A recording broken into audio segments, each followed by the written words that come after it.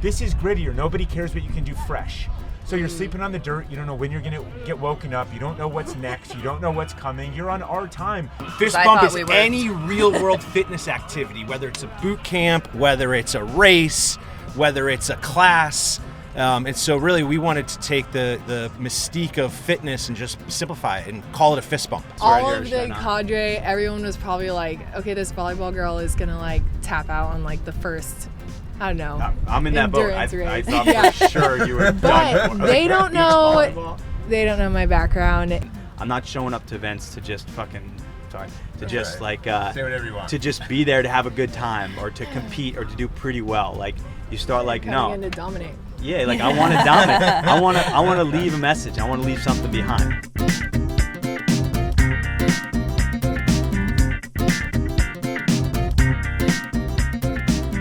Jason, Emily, B.J, welcome to the Jedburgh podcast.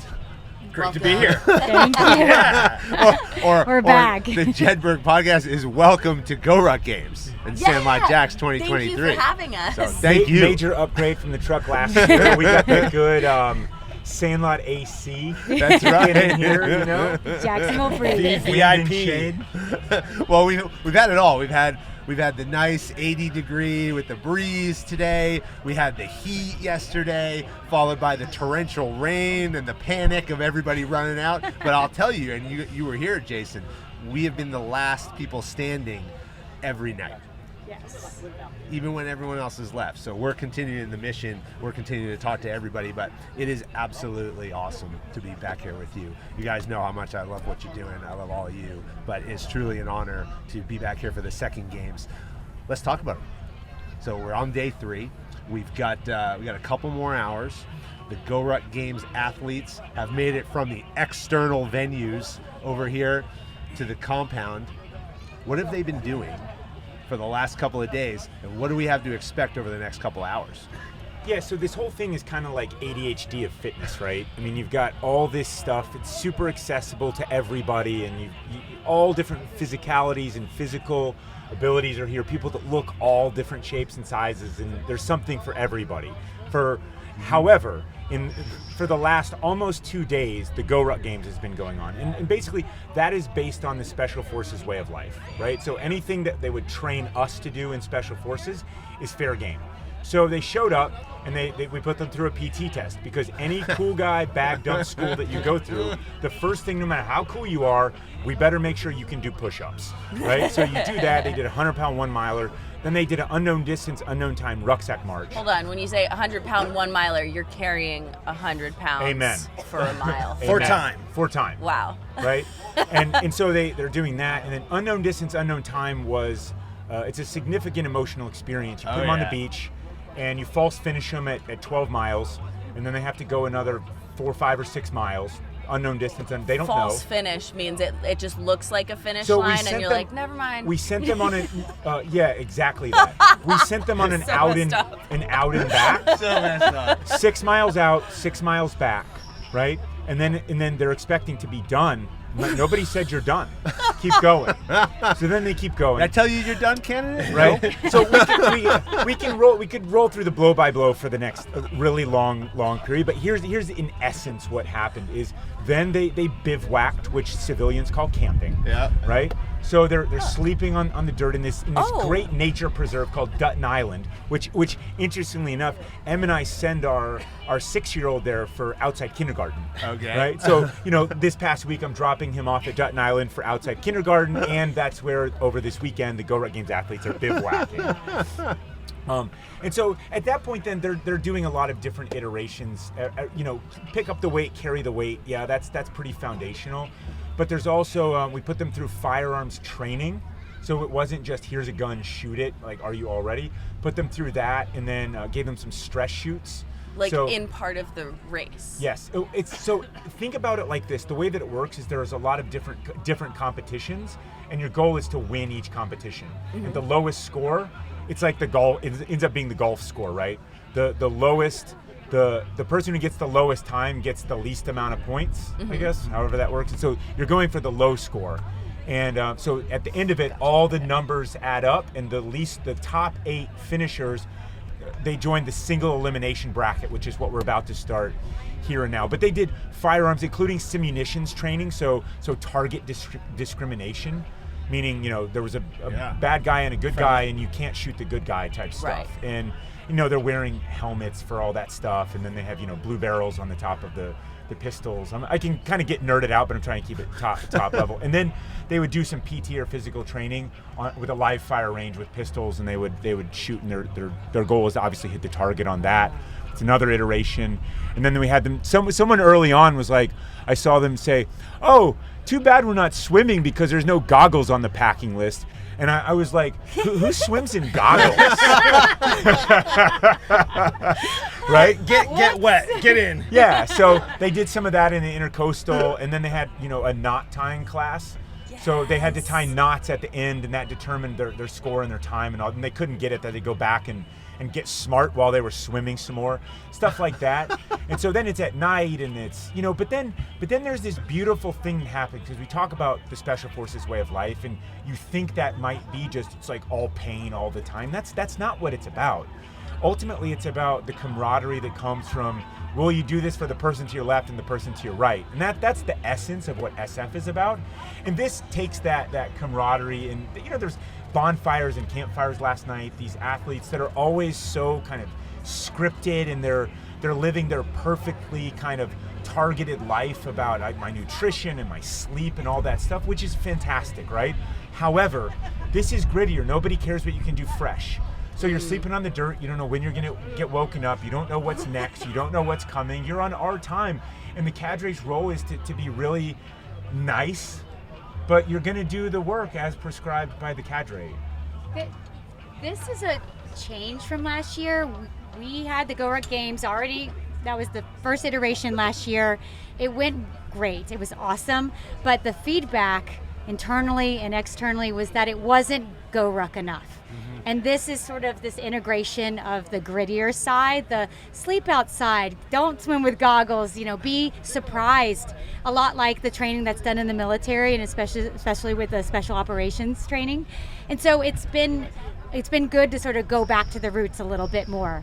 And another thing that I think is really different about this is that we've got this elite competition going on, but you don't really know what's going on. Yeah.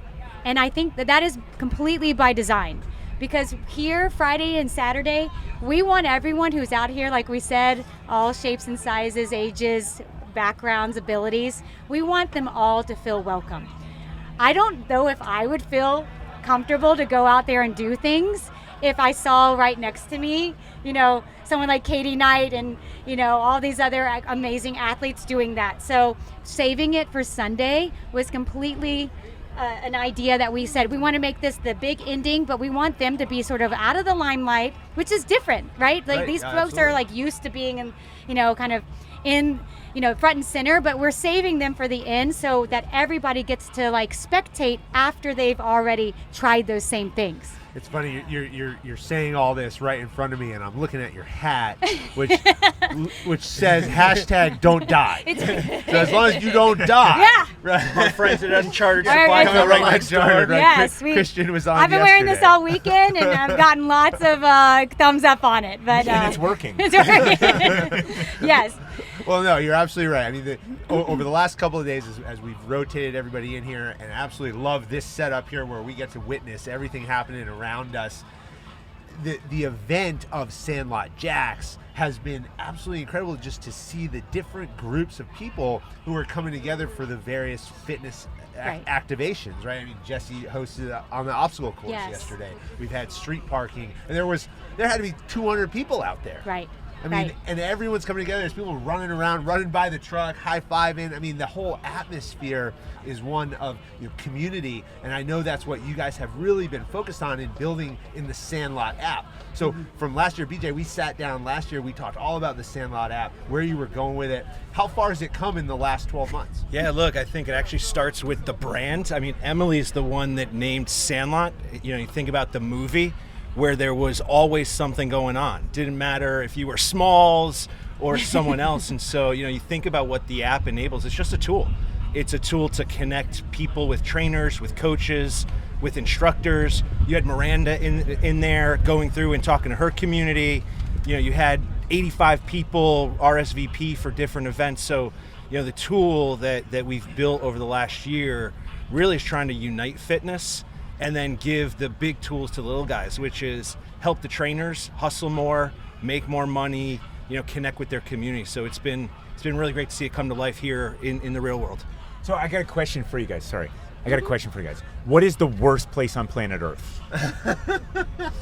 Over the last 2 days, it may have been where these athletes were. No. That's fun. That's fun. That's fun, yeah. Right? Camaraderie and doing hard things together. The worst place Being on alone. planet It's alone. Earth is social media. Oh, and that's everybody, true. it's disgusting the way that people treat That's each what other. Miranda said in her Yeah, talk like yesterday. stole that from Miranda. Like if you wanna see, Facebook is where you go to learn how to hate your friends, right?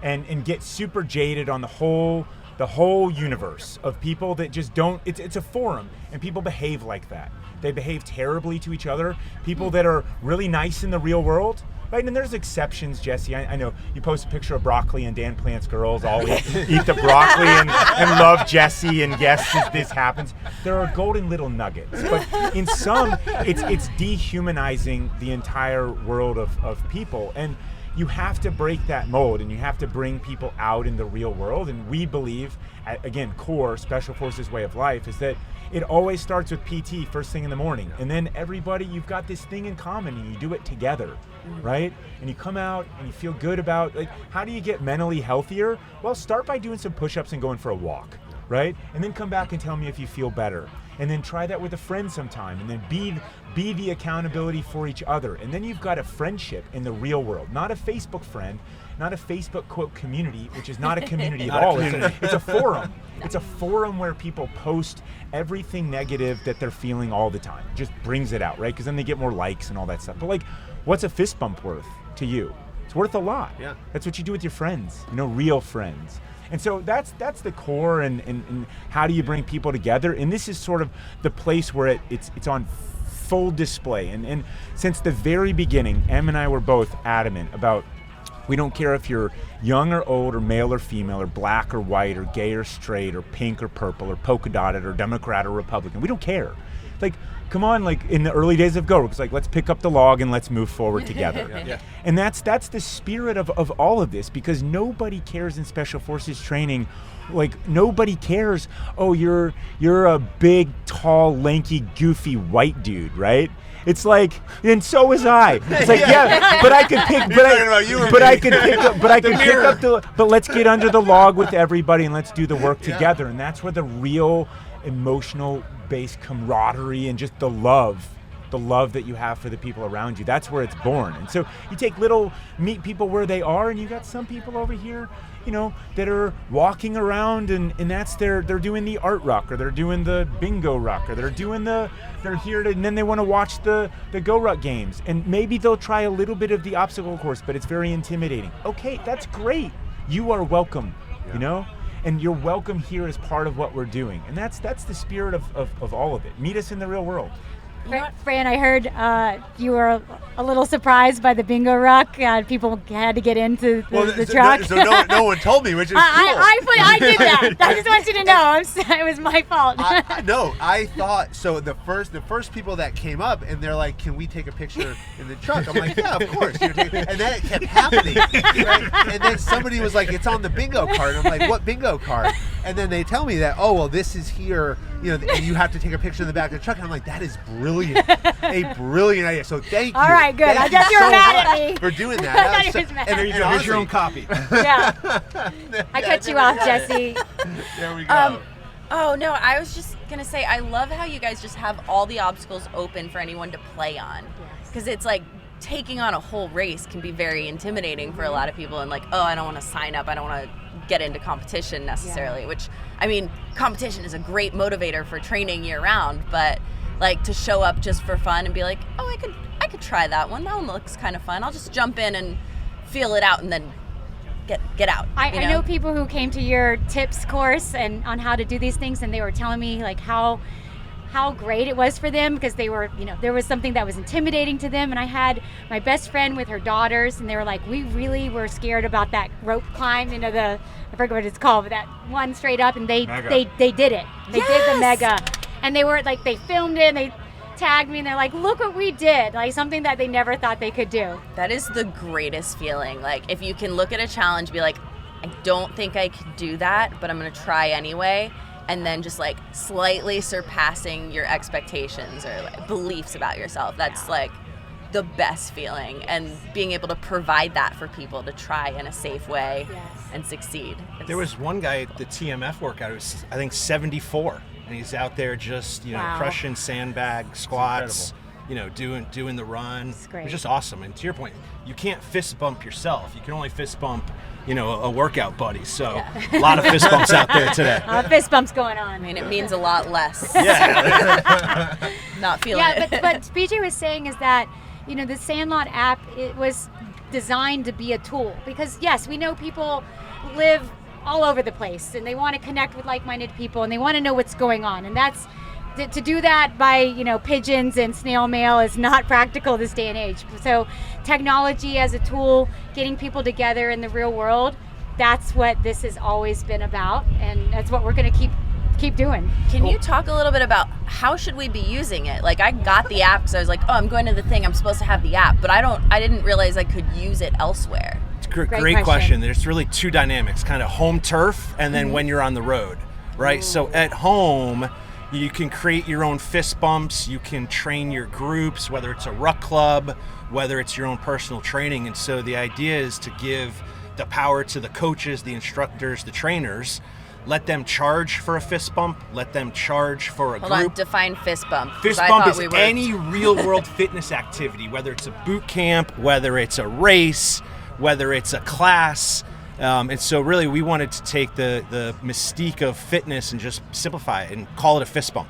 Okay. And so you can go right now and create your own fist bump, have people show up, have them discover Jessie and what she's doing today. Then when you're in Vegas on Monday, you can discover what's going on there as well. So certainly a festival experience, but really something that gives the trainers, the coaches, the instructors the keys to grow their business and activate more people in the real world. So now that I have the app, if I'm like, I'm gonna go train in the park today, I would like post a thing. You just press the fist bump at the top, create new fist bump, add in the details, blast it out there, and anyone can drop in. You could charge or you can make it free. Oh, wow. So here's the problem set, right? So you have a lot of trainers out there, and there's twofold trainers. Everyone's trying to go virtual, got it, right? Because it's scalable to anywhere. So everyone's masquerading on Instagram as, I'm this hugely successful trainer and I've got my virtual program, and a lot of them it works. It's cool, but like it's that well's going to run dry. It's very, very, very competitive. The other thing, and we're more about the real world. I mean, I think it's grounding and awesome. Yeah. But the other thing is you've got trainers that are, say they coach Pick Your Gym, right? And they drive to the gym and they coach their class and then they drive home, and you've got a couple hours in the bank there, and you're making an hourly wage to coach a class. And we think there's a lot of opportunity for the trainers to go straight to the people and put it in a park. Like, how Pokemon Go would just sort of all of a sudden the parks were full? That's the closest we've been to world peace in our entire lifetime, right? Was the summer of Pokemon Go. I remember there was an article about there's an epidemic of sore legs from all the non-athletes who are out walking around, and I was like, this is the greatest thing. I need to try this. If only Pokemon Go had come out during the pandemic. Oh my god. And so it's sort of like we don't want to take away from the gyms and the communities that exist there and all of that, but we need more trainers being active. Yeah. We need more people doing that. And so for the last 2 years, we've put all the GORUCK clubs, or almost all of the GORUCK clubs, so almost 500 GORUCK clubs inside of the app. It's like, hey, where do you work out? You work out in the park, you work out in the driveway, and people can come and join that. Like, we have a bunch at GORUCK HQ, and if you're in the area and you're in Jacks Beach, Florida, just pop on by. You can see it in the schedule. And so, the next phase is, against the grain of what Silicon Valley has taught us, like, apps should actually be a real business and they should actually make money. And so, our way of doing that is just to give the big tools to the little guys, so the trainers can organize whatever they want, wherever they want, whenever they want. Any type of activity. That's kind of part of the reason why it's called Sandlot, in addition to Sandlot being the place where fitness is fun.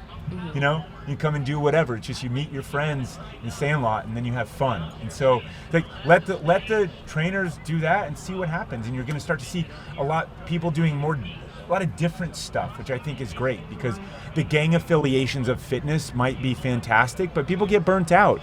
If you're expected to do only one thing, including, you know, GORUCK challenges or just rucking or just jiu-jitsu or just whatever, you're going to get burnt out, or as we talked, you're going to have to become the master of recovery like you do, because if your legs get hurt, then you train your upper body. If you get burnt out of CrossFit because you've been doing it, then you pick up rucking. If rucking's not a thing for a while, then you go back to CrossFit, or you go to high rocks, or you can bounce around, and there's a lot of different ways to do that. And so, you know, give the power to the people.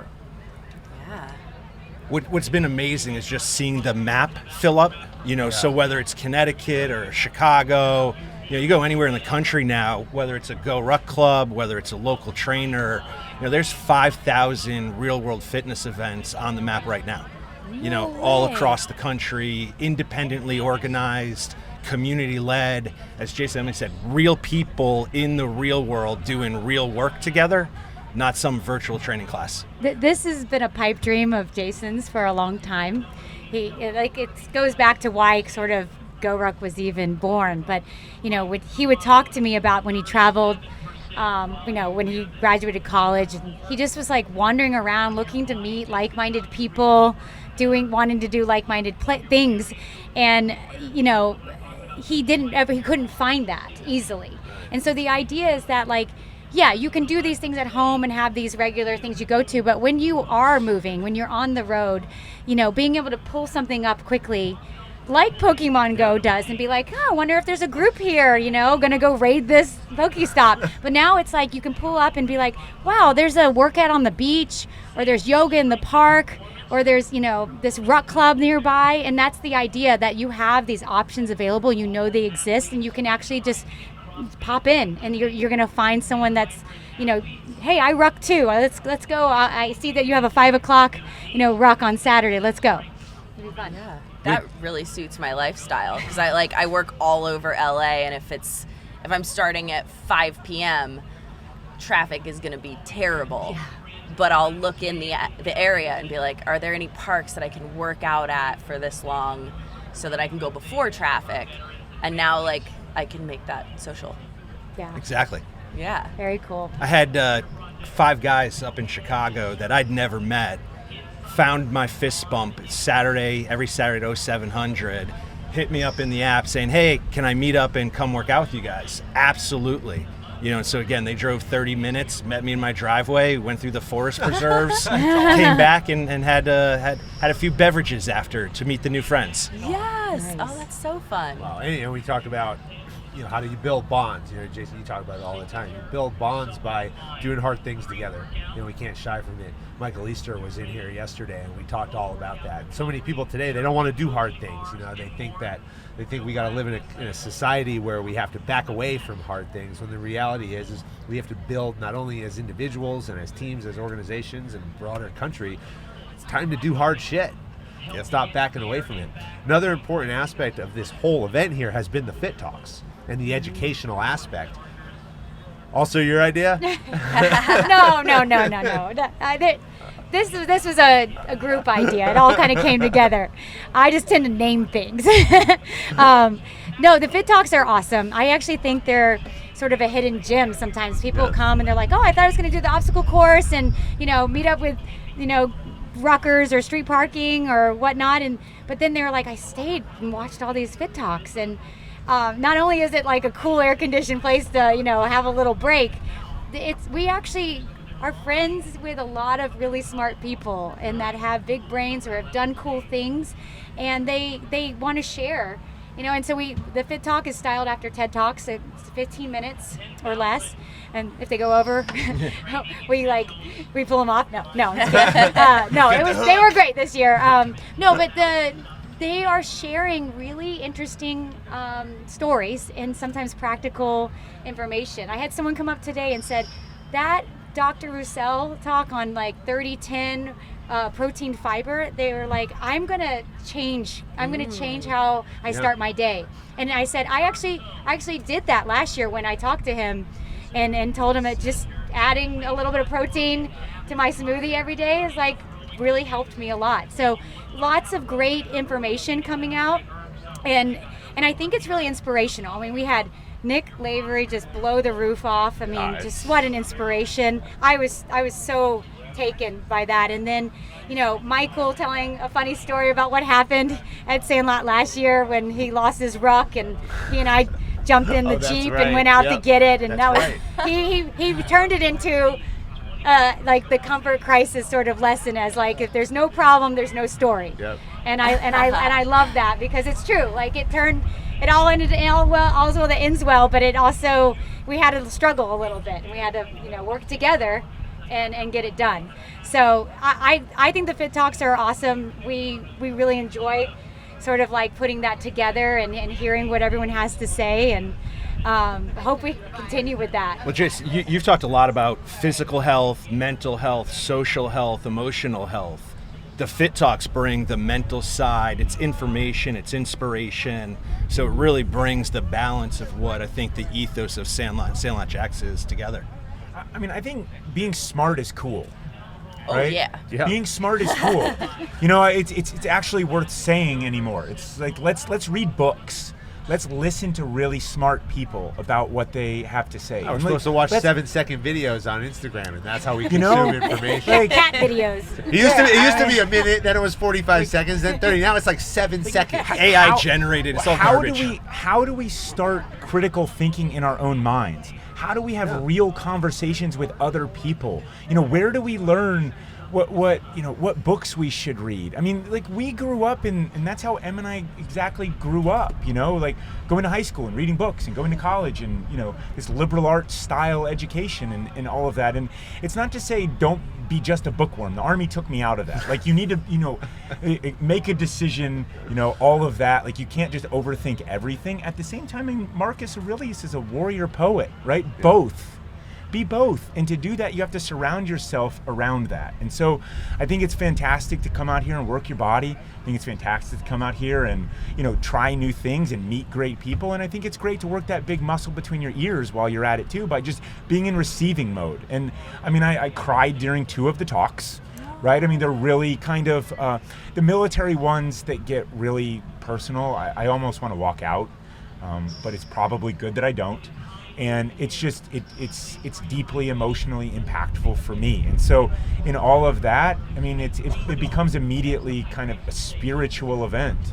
And like, I have those moments with those people, and they end up, either they were our friends, or they are our friends, or they started out like you, Jessie, you know, good friend of Fran's, like, Jessie would be perfect. Great, let's have Jessie. And then these people become our friends, because we really respect people who have dedicated their lives to being, that are passionate and that are experts and thought leaders and that in their field, what they are most passionate about. And it's just a real privilege to get to spend a little bit of time in that kind of an arena.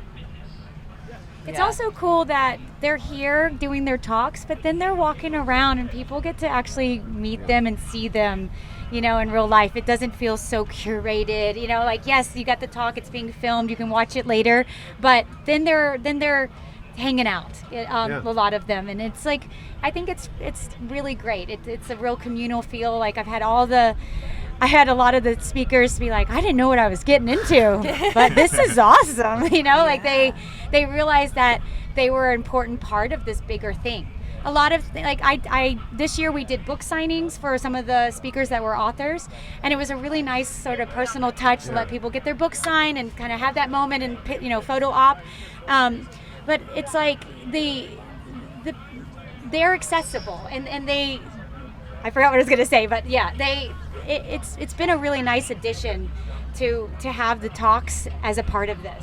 And everybody hung around too. I mean, Jessie closed it out yesterday, and the place was packed. Yeah, absolutely packed. And so the other part is that it kind of humanizes the people that are giving the talks. And I'll give you 2 specific examples. One, for me even as well, like, Tim Kennedy was here last year. And Tim Kennedy is, you know, look, any special operations or special forces guy, or, take your pick, that's out there in the public eye takes a lot of criticism. It just naturally happens. And I've spent a fair amount of time with Tim, and I love the guy. I mean, he just got a heart of gold. He's out promoting physical fitness. He's out promoting, that way of life that I think he's doing great things for our country.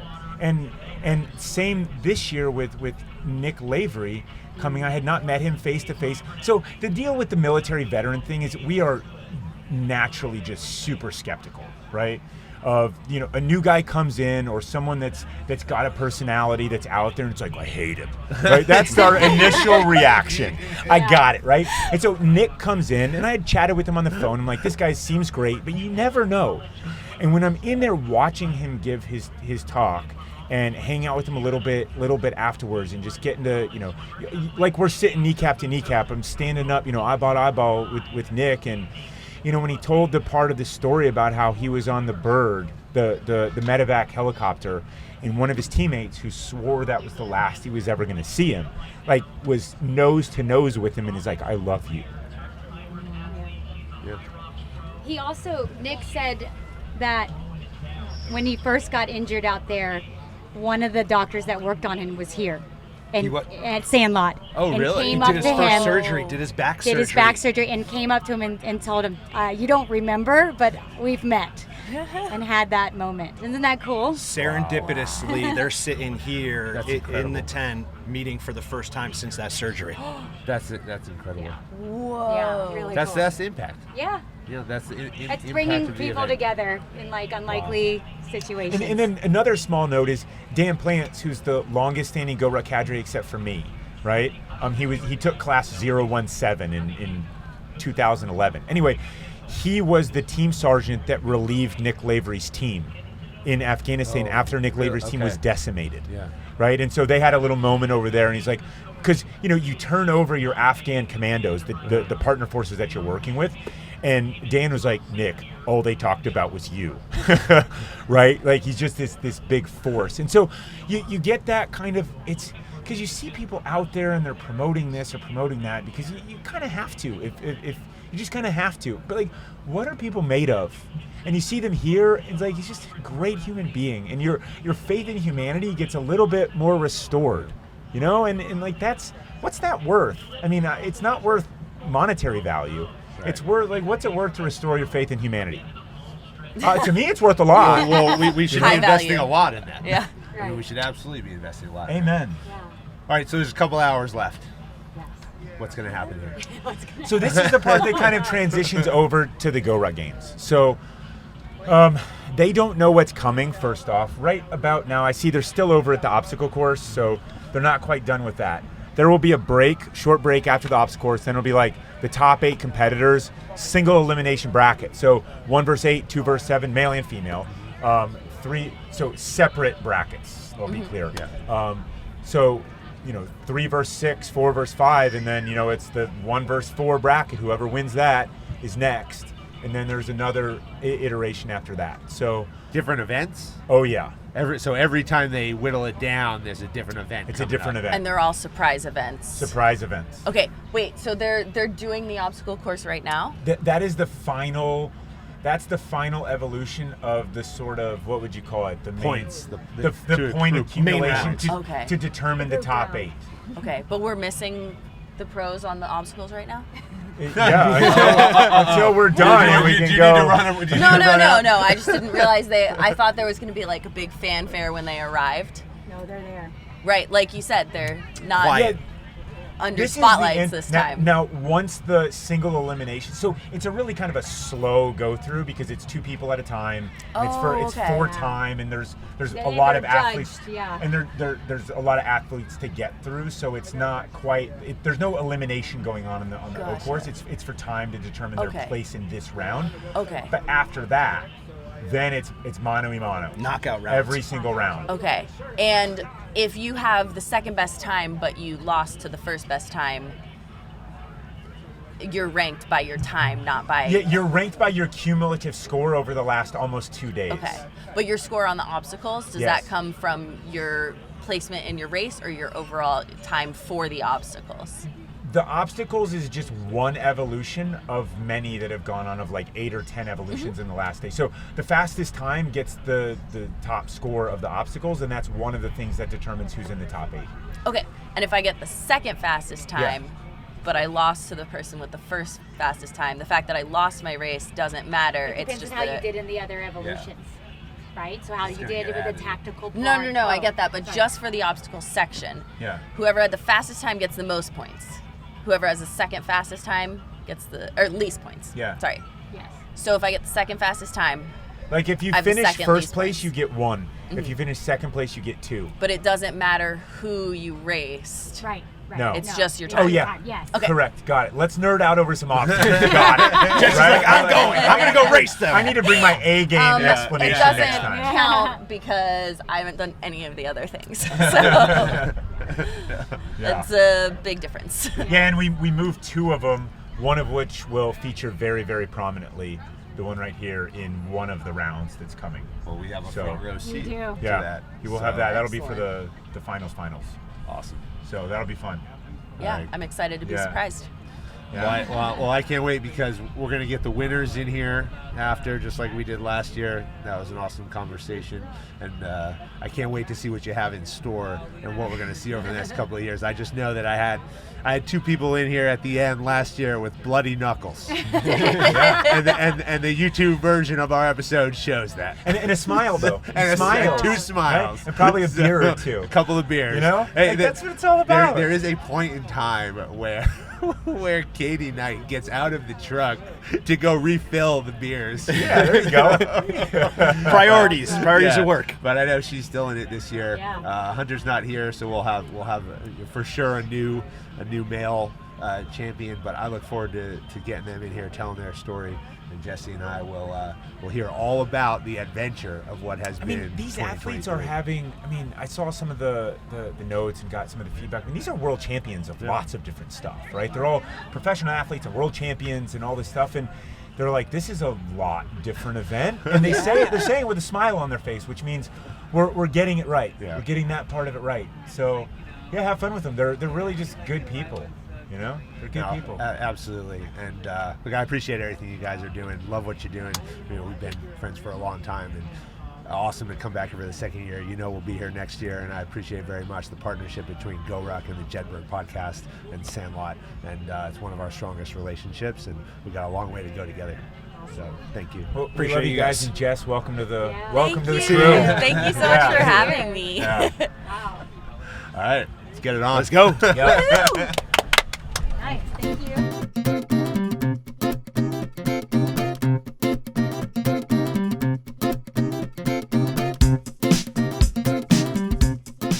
Carly, Matt, welcome to the Jedburgh podcast. Thanks. Thank you for having us. This is Welcome. the end of a pretty grueling couple of days for both of you. Extremely.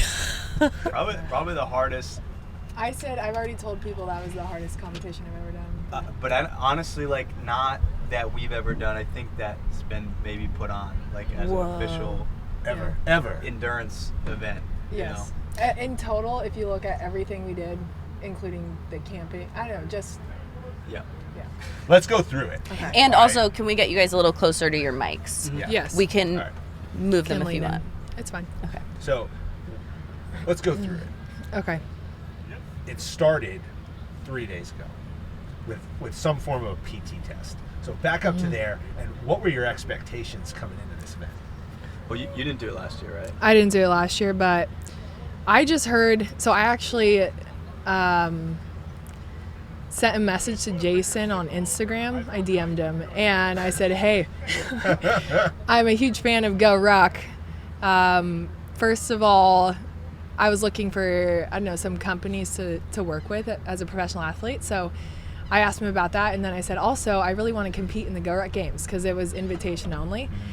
And so he had no idea who I was or anything, but we started talking, and thankfully I got the invite. So Yes. I ended up here. You're coming from a bit of a different background. Right? Different background, Professional yeah, basketball. so- She showed up, and I Professional like, volleyball, yeah. and Look, I'm like, she's tall, all right. And then I was like, what do you do? And she's like, I'm a professional volleyball player. And I was like, you're I know all of the cadre, everyone was probably like, okay, this volleyball girl is gonna like tap out on like the first, I don't know. I'm in that boat. I thought for sure you were but done. They don't know. They don't know my background and how I train. So that's like my primary sport. But we still don't know. Yeah, I'm really idea. excited to hear this. Yeah, well, we're about to talk about it. So tell us, because you played a variety of sports growing up. Yeah. You played basketball. You were a gymnast. Okay, but volleyball is what you fell in love with. Volleyball, I did some research after you won. I appreciate it. That's good. Yeah, so volleyball, I mean, I got a scholarship to go play at Stanford University and started training with the indoor national team once I graduated. So it's just been this big vehicle through life for me so far. And I played professionally indoor for 4 years and then switched to professional beach volleyball. But where do you play beach volleyball? I live in Hermosa Beach. That's like the beach volleyball. We're neighbors. What? I live in Redondo. I live in North Redondo, actually. Me too. We have to train together. I'm so excited. I'm going to get so strong. Yes. Okay, that's so exciting. Okay, we're gonna make my life more difficult. Okay. But, okay, so then when the COVID pandemic hit, I decided to become a firefighter naturally. I don't know. That's so cool. Why become a firefighter? Which is awesome, by the way. Thank you for your service. Thank you. It's always something, I don't know when the idea first struck me, but it was in the back of my mind since college that it was something I wanted to do. And I went to some recruitment seminars and just learned more about it, and I was blown away. I'm like, this is the perfect career for me. And I think it being a very male dominant industry as well, I wanted to see what I could do in it.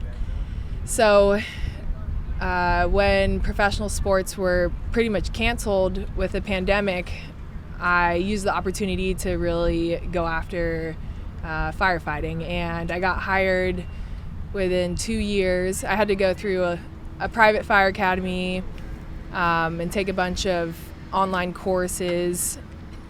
And then I worked as an ambulance operator for Torrance Fire Department for several months.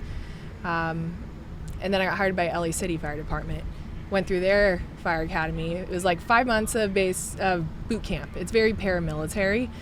And a lot of this was novel to me. I don't come from like a military background. I don't have firefighters in my family. So I had to learn a lot on the fly. But I finished as top recruit in my private fire academy and top recruit in LA City's fire academy out of like 75 men. Awesome. So I finished top of the class. Yes. On an even playing field. I mean, yes. This is the master of playing on the even playing field right here. So right then and there, that was like. But that's I'm more a competitor, like, so I went into these academies, and I'm like, you know what? I think I can. You're tested in a variety of ways academically.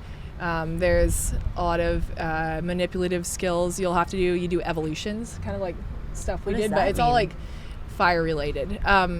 Evolutions, I mean, they teach you skills like how to take a ladder off the truck, put it up against the building, and it's super heavy and awkward to carry. So there's very specific ways to do it, and the base has to be like away from the building a specific amount, and they like go into like inches, and if you're off, you fail. You get kicked out of the fire academy for certain things. So you're tested with like pulling hose. You have to be able to advance a hose line while water's flowing out of it. I don't know. But that was the first time where I think it was kind of a individual competition, because most of my life I've been in team sports. So this was a time where I was able to see where I stand when it's just me, and I realized that I kind of thrive in that environment, and I have the mindset for individual competition. So that was the start of I don't know, all of this. And then the training for that, I did a lot of CrossFit. So got pretty good at CrossFit and cross training, and I've continued doing similar stuff to that: trail running, jiu-jitsu, boxing. Oh wow, that makes sense. Yeah, I do everything. But for volleyball, there's specific like sports performance stuff I'll do. I also majored in human biology, and this is all stuff I'm really interested in. So I don't know, always trying to better myself and figure out what details I can adjust to be at the top. Yeah, the last couple of days tested all of that. I'm Yeah. absolutely sure. Matt, from Jersey. We won't hold it against you. No, but your background's a bit different. Yeah. Right. You're working as a mechanical engineer. Yep. And you're doing this not as a professional athlete, but you're doing this in addition to your professional career. Yeah, absolutely. And building a house right now. Yeah, which is a ton of labor on its own. But talk about why you wanted to get involved. Why did you want to come? You were here last year. You felt the burn, I'm sure. Yeah. But you had the calling to come back. I mean, I've been like all my life. I've been an athlete, like Carly. You know, high school. I was a ski racer in college, downhill ski racer. I played semi-pro rugby after that, and then started kind of getting to more endurance stuff, because you kind of just, when you start doing I was team sports my whole life, and then you start doing the individual stuff, and it like It's so different. starts kind of digging deeper into, and you're like really testing yourself, and like it's a little bit different. I love team sports, but it's a little different, and you have more ownership too of the result. Yeah. Which I like. And about so been doing that for about 10 years, and I've had a good career, a good run of it. But about a year and a half ago, my dad passed away, and he was always very supportive of everything I did. And it kind of just, you reach a point of like where everything, I don't really know how to describe it, but like all the bullshit fades away, and you're like, I'm going to this event to win, and like, because I don't know how those things connected, but it just cleared all the BS away and all the social media, all the everything, and like I wanted to, I don't know if it was to prove to myself, I don't think it was to prove to him, you reach that point where like you become your own person, your own man. You're like, I want to leave a legacy behind. I'm not showing up to events to just just like say whatever you want, to just be there to have a good time or to compete or to do pretty well. Like you start like, no, Coming in to dominate. yeah, like I want to dominate. I want to leave a message. I want to leave something behind. You know, like when someone gets taken from like that, like you start kind of thinking like that. So it just changed.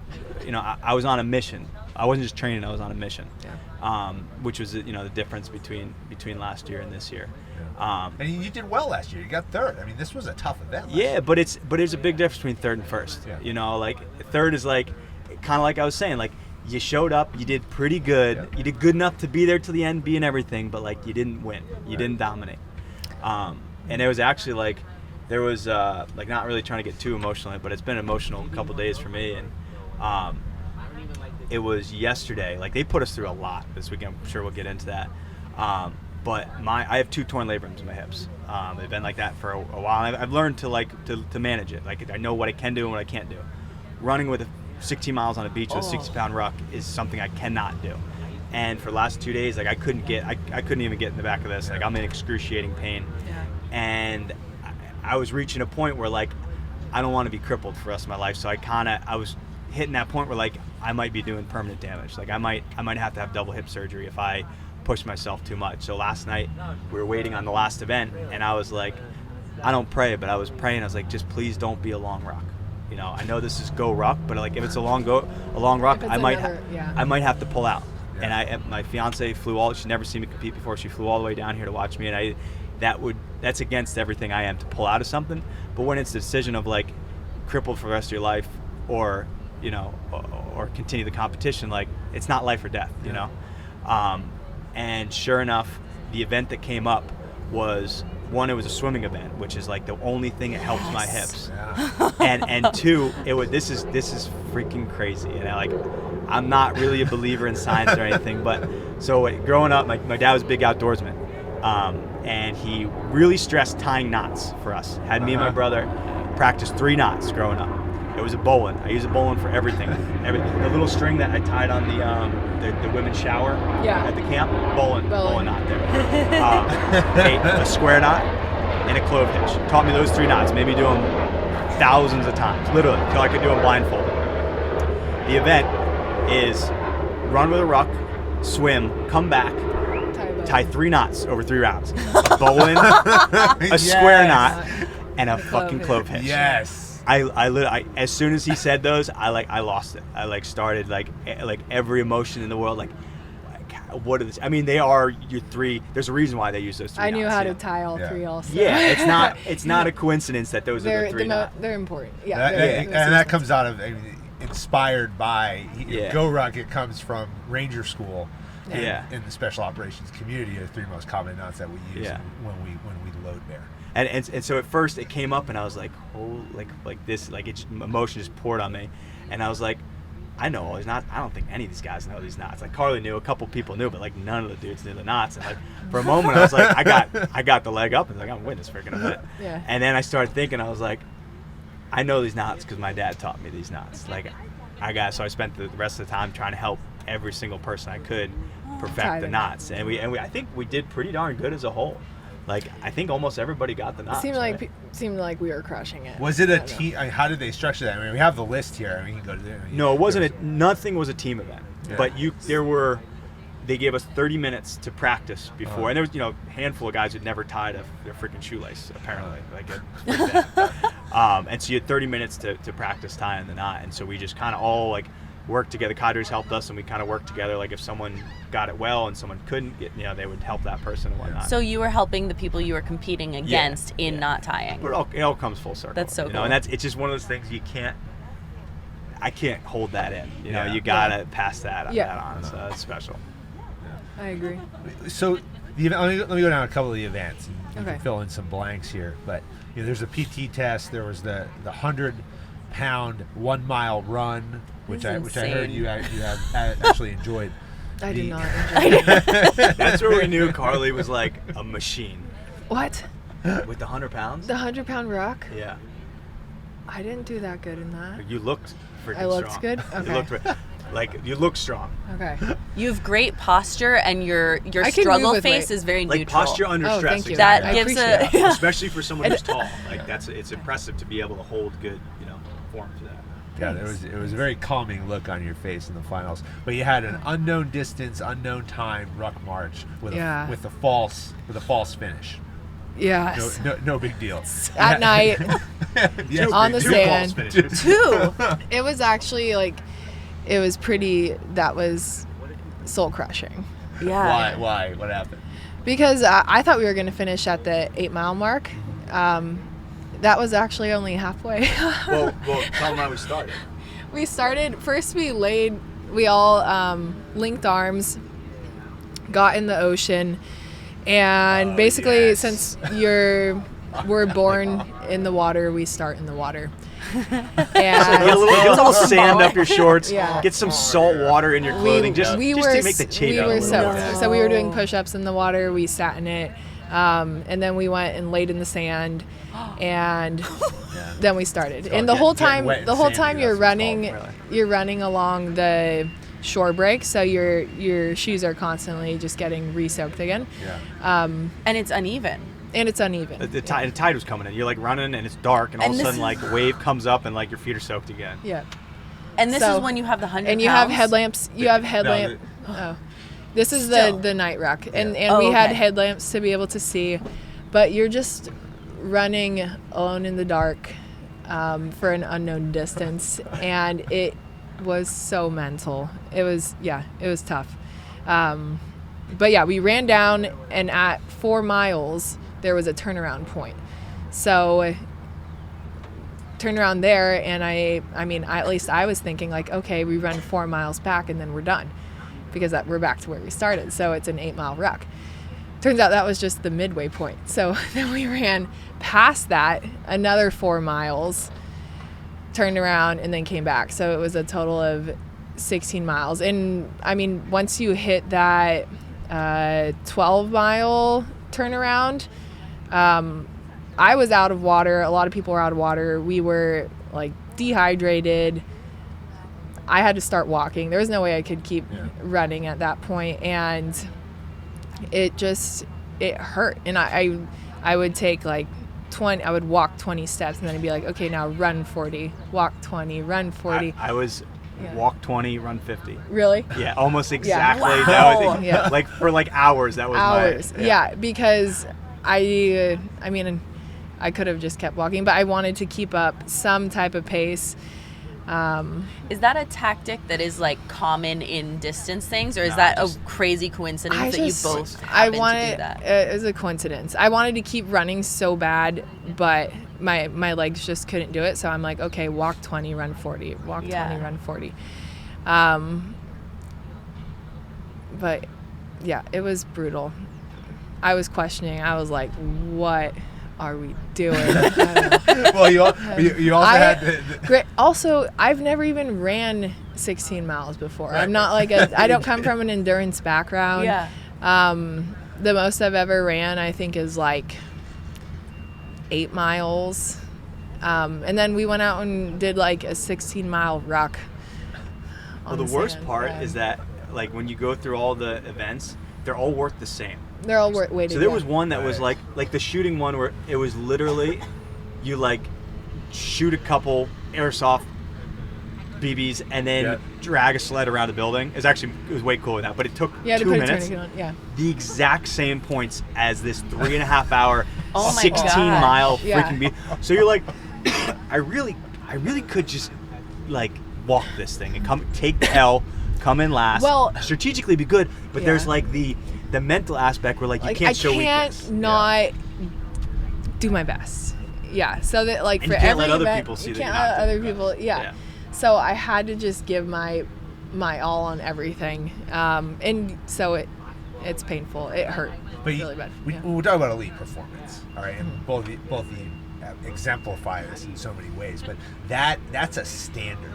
Okay, like you can strategize it, right? Yeah. And you can say, well, let me play the game here by the numbers. But in reality, what you're looking for out of elite performers all the time are the ones who do the right thing, do their best when nobody's looking, and when it matters and when it doesn't matter. Yeah. And that's all these events here are inspired by the special operations community and that background where they'll do that to you. And they'll put you in these situations, and they'll just want to see. It's not about how you finish. It's just, are you going to do your best? Yeah. And as long as you do your best, then you're fine. Even if you don't do that well, because they still retain the right at the end, even if you make it all the way through, to say, we don't want you. Just like a similar fire academy is probably the same way. You can make it through all the evolutions, and at the end of the day, they can say, you're not a person of character. Attitude and effort. Yeah. Those are the two most important things. That's what gets you through. You also had a camp. Yeah, which they threw that at us. What? So we didn't. They don't tell us any. out. They don't tell us any of the events, by the way. So you're just taking one at a time, and I didn't know if there was going to be anything that was going to suit my strengths, or if it was just going to be like one ruck after the other or something like that. But they give us a packing list, and it included a tent, a headlamp. What else? I don't know, MREs, very snacks specific, for 2 like- days. Yeah, so bug spray. Exactly. They told us exactly two MRE, but like also what brand of MRE to get, which like I didn't get that. but we don't know what's going on. Like we're afraid to veer. At least I was afraid to veer from the packing list at all. Yeah. Like because I thought like maybe we need maybe they're gonna check our stuff. We're gonna get docked. We don't have exactly. Show up, dump your ruck, Dump our inspect ruck, everything. throw everything. You didn't have that MRE. You're out. Yeah. But then they're like bring a pair of pants with belt loops that has an exactly 1.5 inch wide nylon heavy duty belt.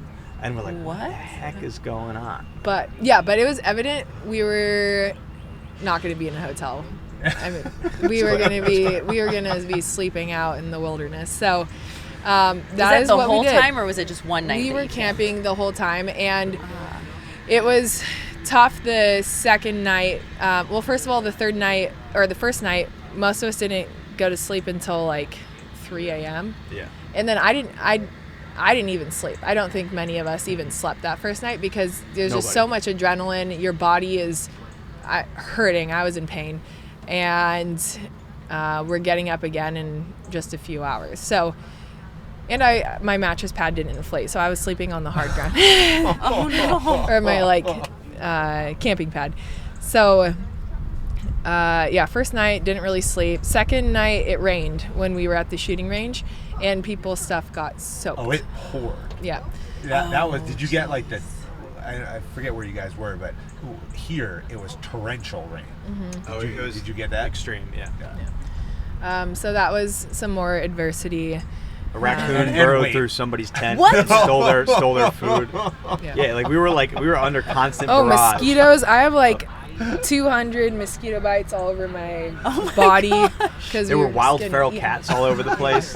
They would jump out of trees as you walk by. Like Yeah. these are like house cats that are like. There were 2 showers on the site, and all of us a bunch of us at some point just like didn't care. We were just like naked at night taking showers. Just like there's no wall around it. There It's was- just like at the main pavilion. It's just a spigot in Yeah. front of Yeah. everything, and we're like, We're like, I don't all right, give a crap. About yeah, anything anymore. we're already just like exhausted and getting pushed to the limits, and I don't know. So Just too certain tired to things care. don't even matter anymore. Yeah. Well, let me ask you about that, because it's a really important dynamic that happens in these types of events, right? You both have played team sports. You experience it. You're doing some individual stuff, but there's the camaraderie that is built through shared adversity. And you talk about helping other people with their knots, even though you know you're going to compete against them on this task that you might be teaching them. But are you going to feel good about beating them if you withheld Already that? Right, Yeah. exactly. But as you look across, and we saw it here in the fight. There's no other better word to put it, but the fight that occurred with the quote unquote weapon systems. Oh my gosh. Everybody's getting up and they're hugging. Yeah. Regardless of the result and what side they're on, they're hugging, they're high five. And then everybody was over there when you two were competing in the finals, cheering you on, because that bond is built. Talk a bit about how the group comes together, even in just a short 3-day period. Yeah, I mean, how can you not when you're sleeping in tents together? Like even Well, I just heard that it was ruck- different. I heard somebody said this is so different from last year. So I don't know if you could say something on that, but I felt like, I don't know, we were like after the ruck swim, we were standing around this fire, and I know it was a really hard event it was hard for me. I thought I was drowning the first swim. But Doreen, she has a fear of water. I don't know if she can even swim. Yeah. So she was like hyperventilating before the event and had to tell the cadre like, hey, I can't swim. Just in case she would like drown. So there was, things that tested each of us, I think, in very extreme ways. But then we're all standing around a campfire together. I think that was the moment when we Yeah. had after that swim event. It was like 11 o'clock at night. And Soaking wet. pouring rain. Everybody's shit was soaked. Yeah. And then it had this like bonfire, and we were all just like Standing standing there, around it yeah. and like laughing, and like everybody's mood just like increased 1,000%. Yeah. I think that was like the moment where everyone kind of clicked.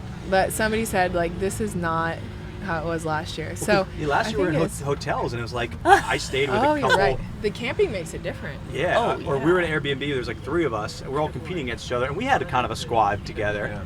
But like that's 3 or 50 guys there. Everybody did their own thing, and when you finished workouts today, you went back, you took a hot shower, you watched Netflix, whatever, and then you woke up at like 9 a.m. and What? then drove over.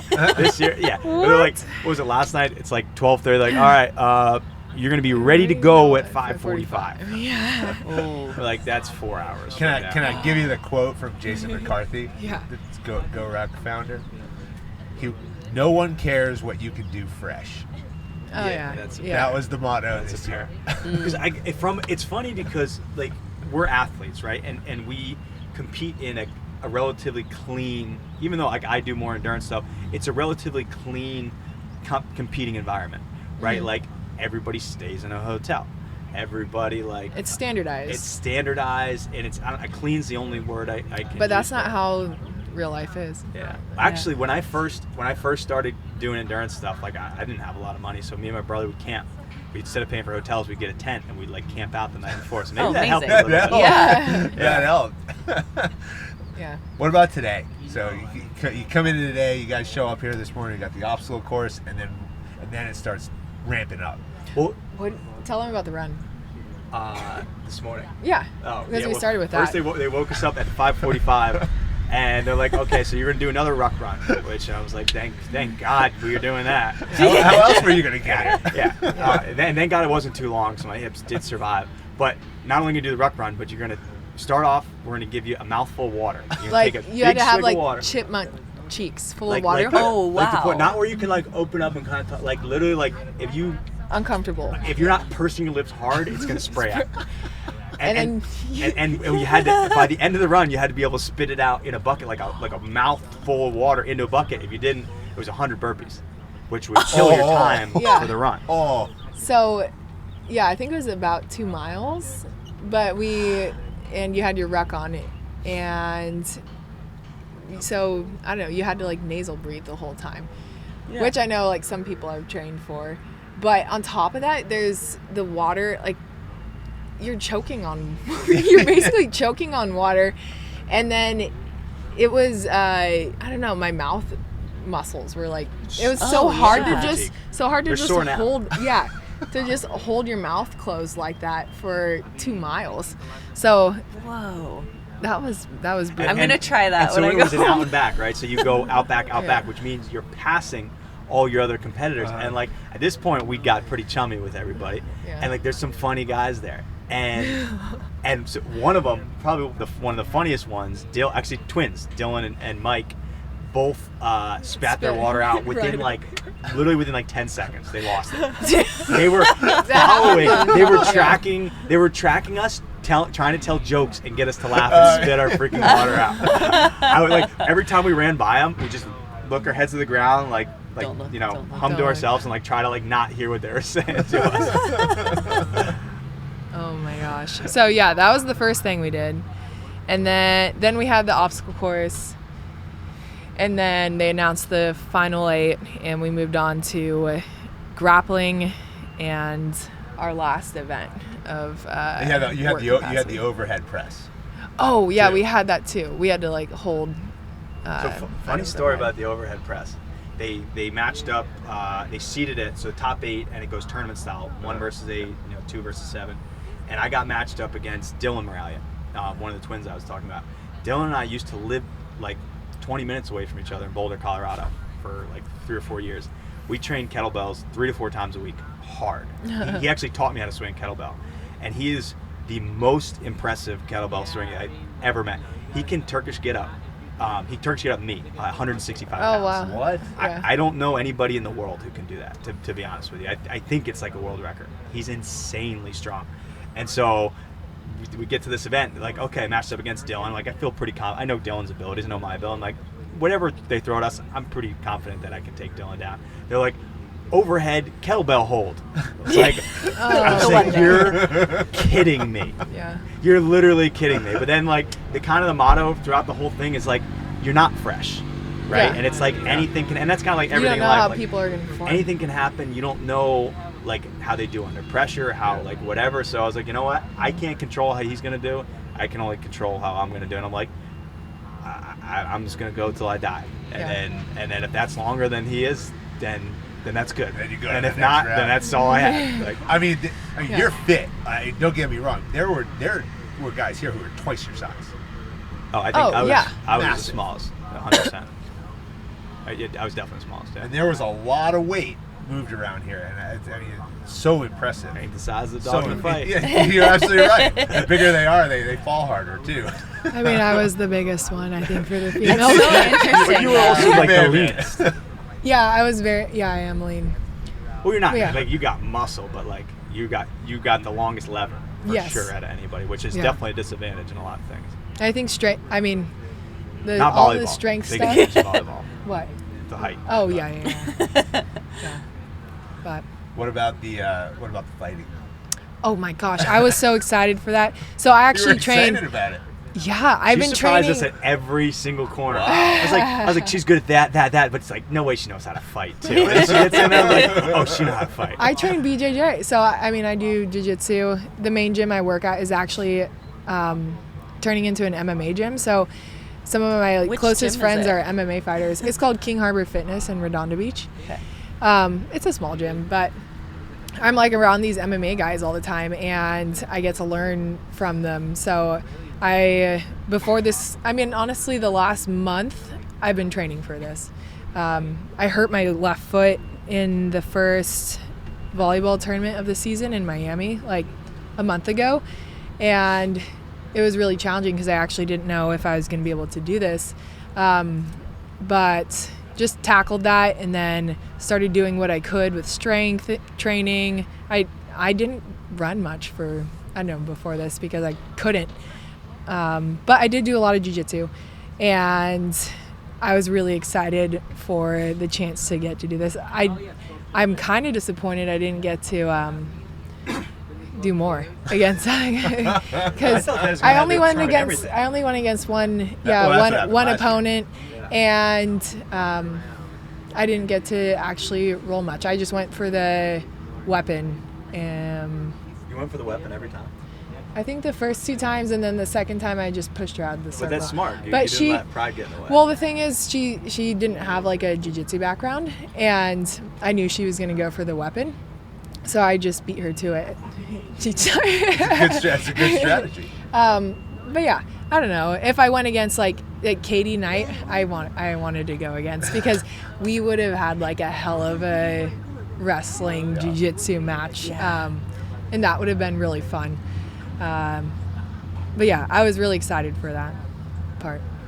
It was amazing because nobody knows even here what the events are, and when they went through the whole thing, then they introduced now we're going to throw a fake gun, and a fake knife into it at some point while you guys are actually engaged. That added a whole different. new dynamic. So my fiance, her father was like a 4-time world champion Kyokushin karate, and now runs an MMA school. So she's like born and bred in jiu-jitsu and MMA, and for the last we've known each other almost 2 years now, and since I've known her, it's like we've been training pretty hardcore.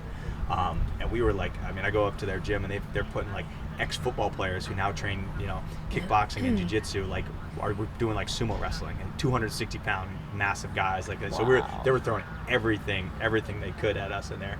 But so we're in. It's actually pretty funny. Like we're in the ring, right? And we trained all this stuff a million times, and I still got the guy out, but I held a guillotine like longer than I should have. I didn't have it, and I smoked my arm a little bit, and come out like kind of expecting like a good job, honey, like here's some water. Like she grabs my arm, takes me behind the building, says, "What the fuck were you thinking?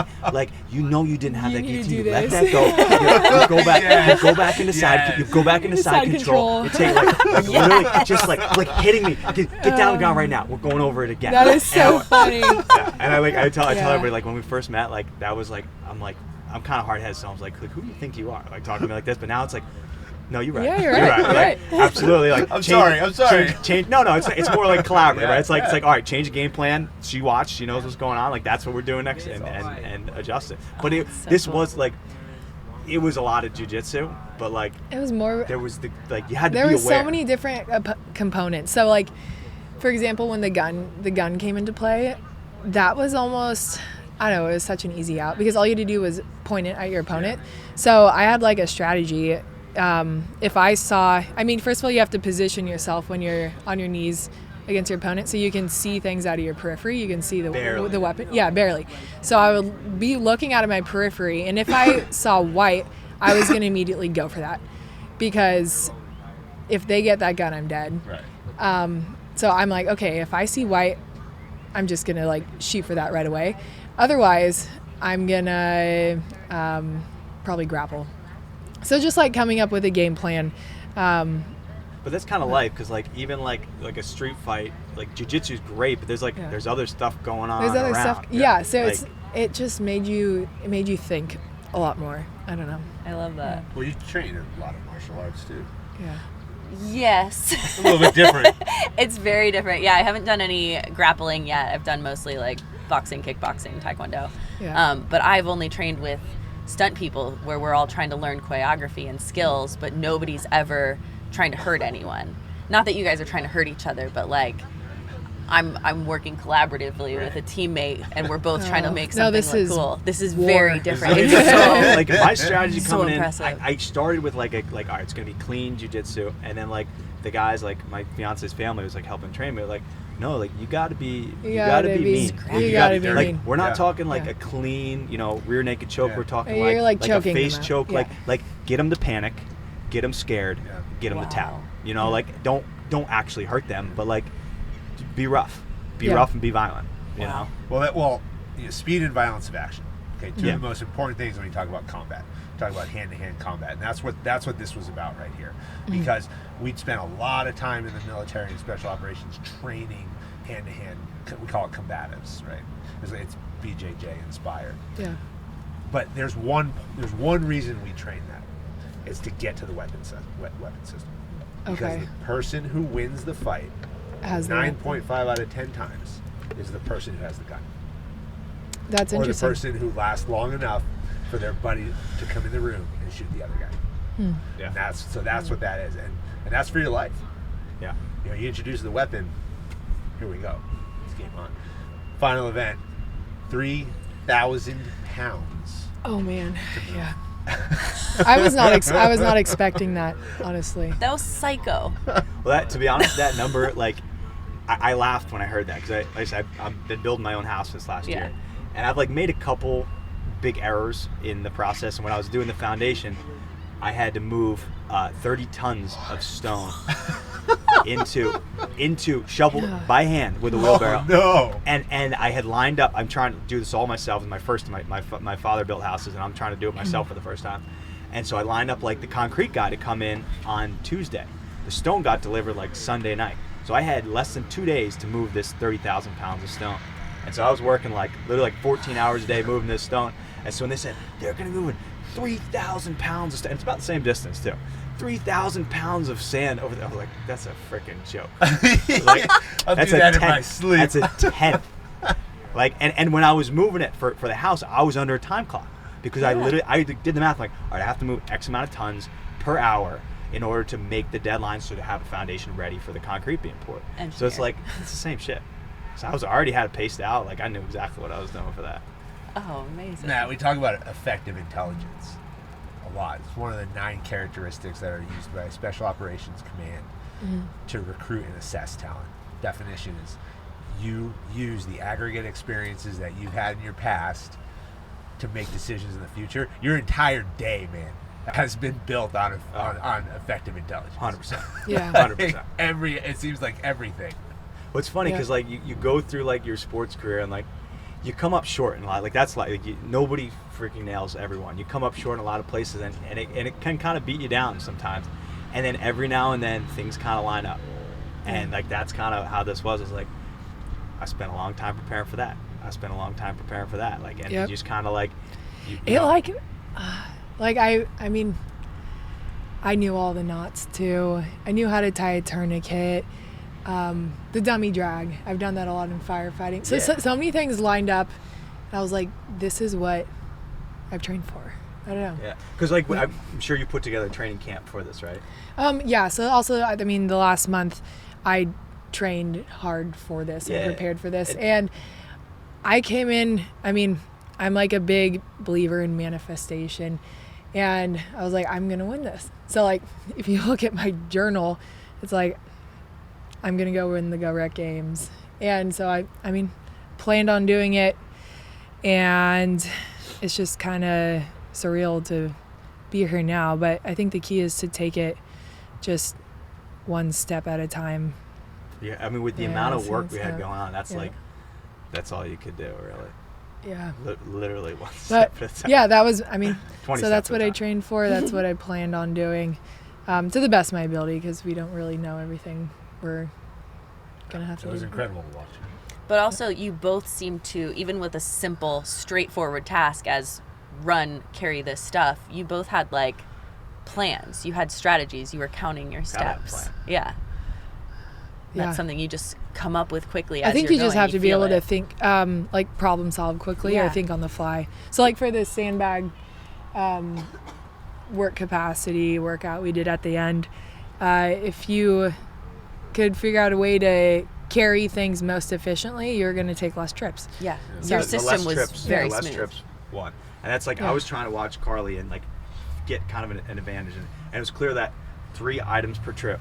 I was saying that Mike, I think a year or 2 ago, did this strongman marathon. It was a mile of like heavy sandbag carry. It was like a mile of burpee lunges, a mile of heavy yoke carry. It was basically essentially like very similar to this. So I know Mike has the capacity for this. And I had a game plan coming in, just like Carly, like carry 3 items at a time, stay calm, stay steady. And I'm like, we're neck and neck. Like I don't have a single inch on him. Like maybe on 1 sandbag ahead. That's not enough in this.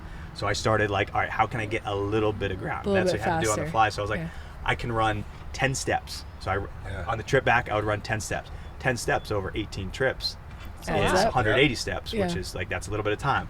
And I still wasn't gaining that much ground. So I was like, all right, I can go with the 40 pounds. I can put 2 on my head instead of 1. And I only had to do it 2 times, which was enough. That puts me 2 sandbags ahead. Yeah. That's essentially a trip. So now I just gained 2 lengths from like little step. I mean, it's 40 more pounds. Like that's in the grand scheme of things, that's like nothing compared to the weight you're carrying. You know, your backpack alone is 45 pounds. But it's like the little stuff that you just have to be a little. You have to be smarter. constantly like assessing and then improvising, adapting I love that. to, I don't know, what's happening and going on. So yeah, that's smart that you were able to do that. And then just go for it. Yeah. And at some point, That's you it. just gotta Yeah. freaking go for it. Hey, it is what it is. You know, you got the plan. Then it's just grunt and- work. Pretty much. It's like put your head down and do it. Yeah. I mean, the look on both of your faces. But I mean, we were watching, but I mean, you were just dialed in. Oh yeah. There was nothing else going on. It's focused. And that was it. And the focus was really, really, really impressive to see. Yeah. And your stride looked happy. Like as you were walking back, it was just like a strong, confident stride, but like there was a bounce to it, even like between. Well, there's like, some I am like doing strategy this. with that. Yeah. Like if your opponent sees you and you look Confident. happy and calm and confident, like they're like, well, I'm fucked. Yeah. Like for grappling That's true. too, like I don't know, how you approach that ring is gonna make a big difference. Yeah. They need to be scared of you a little bit. Yeah, absolutely. What's next for you both?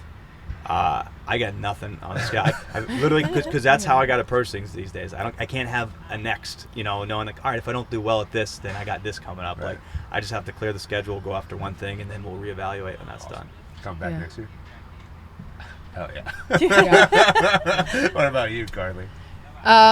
There's a beach volleyball competition in AVP in May in Huntington, so I'll see about that. No big deal, just professional beach volleyball. Yeah. So you're Yeah. still On top of currently playing professional. I just like threw this into the mix, honestly. I've been training. It's so I've just been wild. doing sports performance training, and then the last month has been a lot, I don't know, different in preparation for this. And then I'm gonna start doing more competitions like this. So probably a High Rocks this year. I definitely want to get into those, and I'll be back here next year for the next GORUCK Games. But I want to keep exploring competitions like this, so we'll see. So cool. Yeah. Well, I hope we're sitting back in here next year with the 2 of you guys. Yeah. As we close out, Jedburghs in World War II had to do 3 things every day to be successful. They had to be able to shoot, they had to be able to move, and they had to be able to communicate.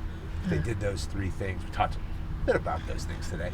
But if they did them well with precision as habits, foundations, then they could focus their attention on more complex challenges that came their way.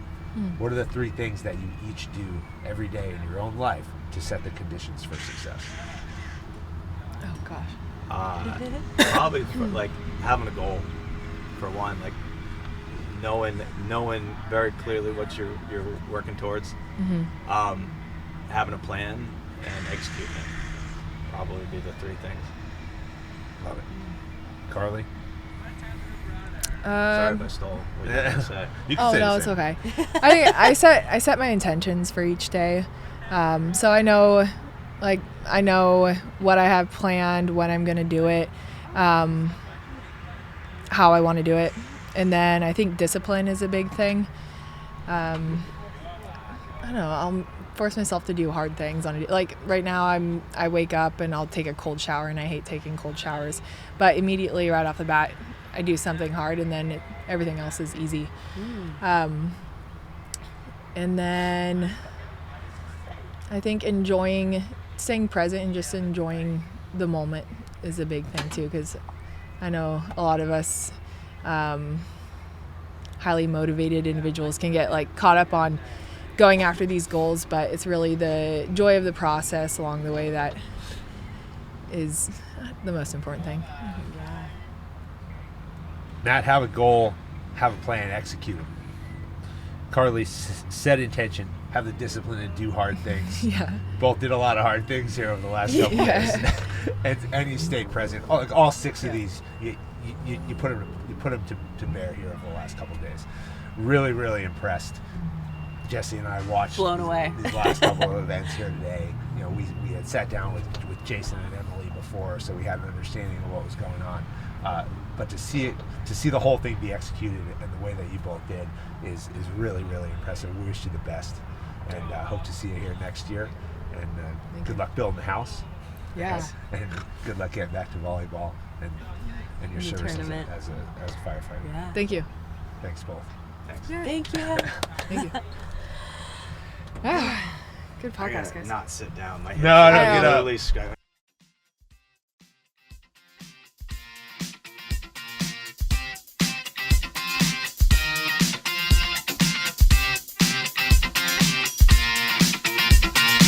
American Jedburghs went out to form the foundation of the United States Special Forces and the Special Activities Directorate of the Central Intelligence Agency.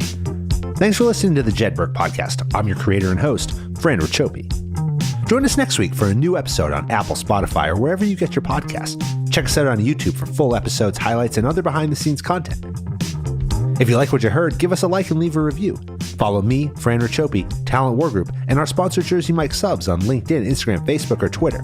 Send your comments and inquiries to media@talentwargroup.com. As a former member of Special Forces, the Jedburgh Podcast donates a percentage of all proceeds to the Green Beret Foundation, supporting America's Special Forces and their families.